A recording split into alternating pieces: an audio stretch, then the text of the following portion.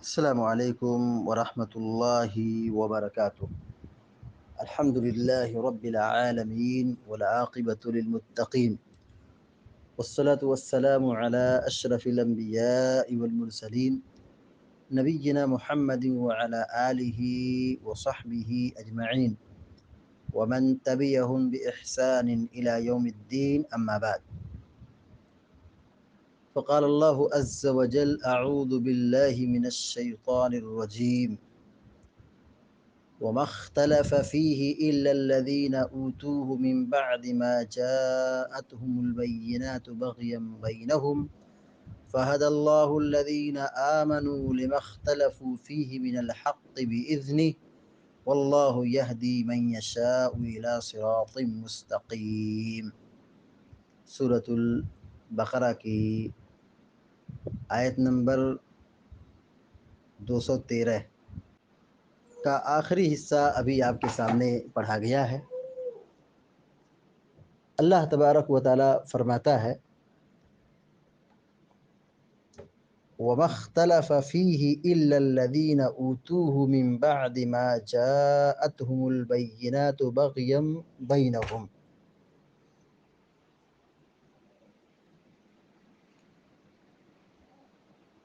کہ اس میں اختلاف نہیں کیا مگر وہی لوگ جن کو کتاب دی گئی تھی، اور یہ اختلاف ایسا نہیں کہ جہالت میں کیا، ان کے پاس دلائل اور براہین اور نشانی آنے کے بعد یہ لوگ حق میں اختلاف کرنے لگے، کتاب میں اختلاف کرنے لگے۔ یہ اختلاف کس بنیاد پر تھا؟ بغیم بینہم،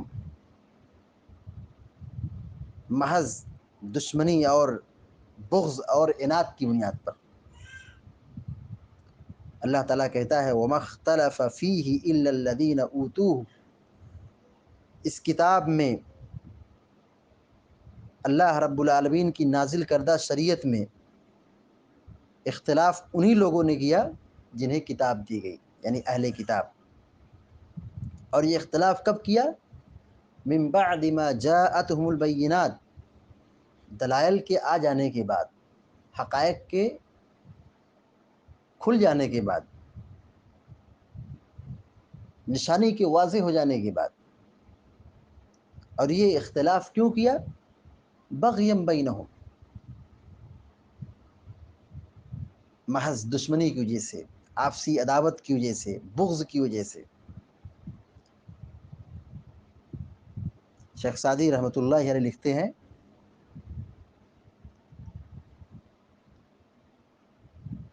آگے جو آیت ہے اس کی تفسیر میں فَهَدَى الَّذِينَ آمَنُوا لِمَا اخْتَلَفُوا فِيهِ من الحق بِإِذْنِهِ، کہ اللہ رب العالمین نے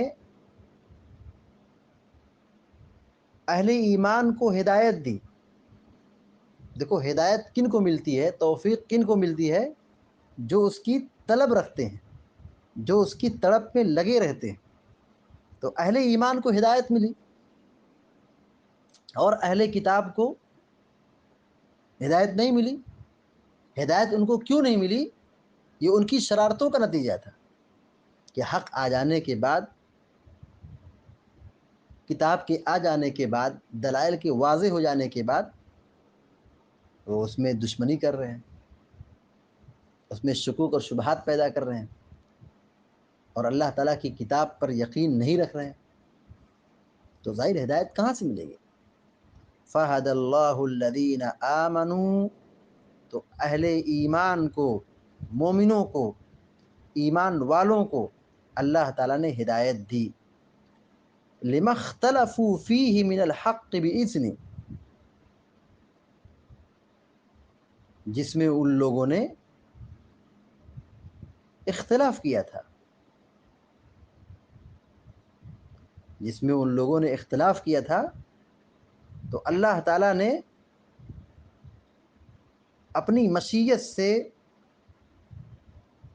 اپنی چاہت سے ان کو اختلاف سے بچائے رکھا اور انہیں ہدایت کی توفیق دی، یعنی وہ اختلاف میں بہک نہیں گئے، گمراہی کی طرف نہیں چلے گئے، انحراف کے شکار نہیں ہو گئے، بلکہ اللہ تعالیٰ نے ان کی حفاظت کی، حق کی تائید میں اہل ایمان کھڑے رہے، استقامت اختیار کیے، ڈٹے رہے، اللہ رب العالمین نے ان کو ہدایت دی۔ جس میں لوگ اختلاف کر رہے تھے، انتشار ہو رہے تھے، منتشر ہو رہے تھے یا انحراف کے شکار ہو گئے، مگر اہل ایمان صحیح منہج پر، صحیح ڈگر پر، اللہ کی مراد پر صحیح طور پر قائم رہے۔ اللہ تعالیٰ نے ان کو اپنے فضل و کرم سے بچائے رکھا، انحراف سے اور گمراہی سے۔ واللہ یہدی من یشاء الی صراط مستقیم، اور اللہ تعالیٰ جسے چاہتا ہے سیدھے راستے پر لے جاتا ہے، سیدھے راستے کی رہنمائی کرتا ہے، سیدھے راستے کی ہدایت دیتا ہے۔ شیخ سعدی رحمۃ اللہ علیہ اپنی تفسیر میں یہ لکھتے ہیں فَهَدَى اللَّهُ الَّذِينَ آمَنُوا لِمَا اخْتَلَفُوا فِيهِ مِنَ الْحَقِّ، کہتے ہیں اہل ایمان کی تفسیر میں الَّذِينَ آمَنُوا مِنْ هَذِهِ الْأُمَّةِ، اس امت محمدیہ کو اللہ تعالیٰ نے ہدایت دی۔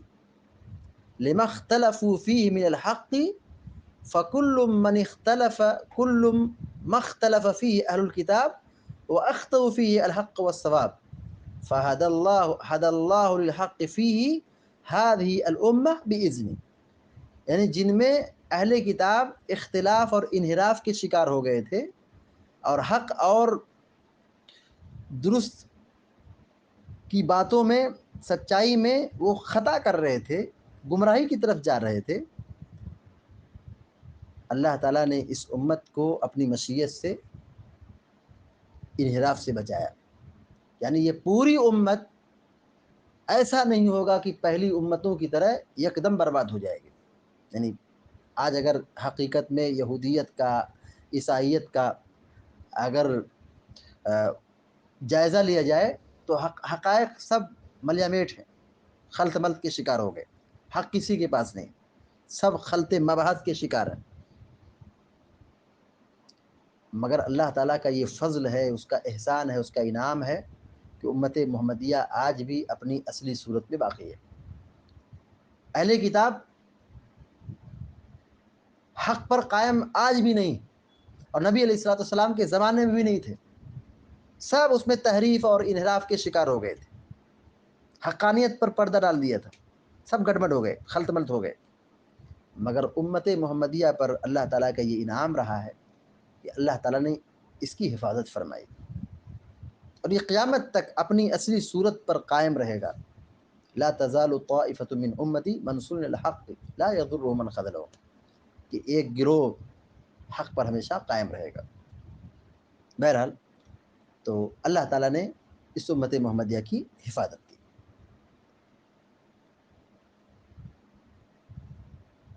امام بغوی رحمۃ اللہ علیہ یہاں لکھتے ہیں کہ اختلاف کے دو معنی ہیں، ان کے اختلاف، اہل کتاب کے اختلاف کے دو معنی ہیں۔ پہلا معنی یہ ہے کہ اہل کتاب نے بعض چیزوں کو مانا اور بعض چیزوں کا انکار کر دیا۔ یقولون نؤمن ببعض ونکفر ببعض، اہل کتاب کا عمل کیا رہا کہ وہ جو ان کو سمجھ میں آتا تھا مانتے تھے، جو نہیں سمجھ آتا تھا چھوڑ دیتے تھے، انکار کر دیتے تھے۔ اس وجہ سے وہ کیا ہو گئے؟ اختلاف کے شکار ہو گئے۔ اور اختلاف کا دوسرا جو معنی ہے وہ یہ کہ وہ لوگ اللہ کے کلام کو بدلتے تھے، تحریف کرتے تھے۔ یحرفون الکلم عن مواضعہ، یحرفون الکلم عن مواضعہ، وہ اللہ کے کلمات کو، اللہ کی مراد کو بدل دیتے تھے، الفاظ بھی بدلتے تھے، معنی بھی بدلتے تھے۔ واللہ یہدی من یشاء الی صراط مستقیم، اللہ تبارک و تعالی جسے چاہتا ہے سیدھے راستے پر لگا دیتا ہے، صراط مستقیم کی توفیق دیتا ہے، صراط مستقیم کی ہدایت دیتا ہے، رہنمائی کرتا ہے۔ حافظ ابن کثیر رحمۃ اللہ علیہ اس آیت کی تفسیر میں بڑی تفصیل سے لکھا ہے. وہ کہتے ہیں فاختلفوا فی یوم الجمعہ فاتخذ اليہود یوم السبت والنصارى یوم الاحد فہد اللہ امت محمد لیوم الجمعہ، کہ یہ لوگ اختلاف کر بیٹھے جمعہ کے دن کے سلسلے میں. تو یہودیوں نے سنیچر کے دن کو چنا، نصارہ نے سنڈے کے دن کو چنا، اللہ رب العالمین امت محمدیہ کو جمعہ کا دن دے دیا. جمعہ کا دن جو ہمارے لیے عبادت کا دن ہے، معزز اور محترم دن ہے، تو یہاں پر اللہ تعالیٰ نے ہدایت دی. جمعہ کے دن کو ہم نے اختیار کیا، امت محمدی نے اختیار کیا. بقیہ سنیچر کو یہودیوں نے اختیار کیا اور نصارہ نے سنڈے کے دن کو اختیار کیا. واختلفوا فی القبلہ، قبلے کے سلسلے میں ان لوگوں نے اختلاف کیا. فاستقبلت النصارى المشرق والیہود بیت المقدس فہد اللہ امت محمد للقبلہ. قبلے کے سلسلے میں اختلاف ہوا، یہودیوں نے اس کو قبلہ بنایا اور نصرانیوں نے ادھر الٹا قبلہ بنایا. تو کوئی مشرق میں ہے تو کوئی مغرب میں ہے، دونوں اپوزٹ ہیں، دونوں مخالف سمت میں اختلاف ہو گئے. مگر اللہ رب العالمین نے اہل ایمان کو خانہ کعبہ قبلہ بنانے کی توفیق عطا کی، ہدایت عطا کی. واختلفوا فی الصلاۃ، نماز کے سلسلے میں اختلاف کیا. فمنہم من یرکع ولا یسجد، تو ان میں سے کچھ ایسے ہیں جو نماز میں رکوع کرتے ہیں لیکن سجدہ نہیں کرتے ہیں. ومنہم من یسجد ولا یرکع، لیکن ان میں سے کچھ ایسے جو سجدہ تو کرتے ہیں لیکن رکوع نہیں کرتے ہیں. ومنہم من یصلی وهو یتکلم، اور ان میں سے ایسے بھی جو نماز بھی پڑھتے ہیں اور بات بھی کر لیتے ہیں. ومنہم من یصلی وهو یمشی، اور کچھ ایسے بھی اہل کتاب میں سے ہیں جو نماز پڑھتے ہیں اور چلتے بھی رہتے ہیں. یہ ان نماز عبادت کو بگاڑ دیا، اختلاف ہو گیا. فہد اللہ امت محمد للحق من ذلک، تو اللہ تعالیٰ نے امت محمد کو اس میں حق عطا کیا، حق کی توفیق دی، ہدایت دی. واختلفوا فی الصیام فمنهم من يصوم بعد النهار ومنهم من يصوم عن بعد الطعام فهد الله امت محمد الحق فی ذلک. روزے کے سلسلے میں بھی ان لوگوں نے اختلاف کیا، من مانی، دن کے آدھے حصے میں روزہ رکھا پھر کھانا شروع کر دیا. اہل کتاب کا یہی طریقہ تھا. یا پھر روزہ رکھا، بات چیت کو کھانے سے رک گئے لیکن بات چیتوں کو روزے کی حالت میں کھانے لگے.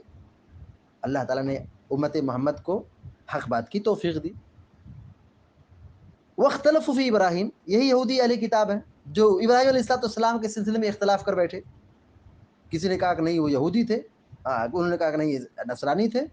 اس میں اختلاف ہو گیا. اللہ تعالیٰ نے امت محمد کو حق کی توفیق دی.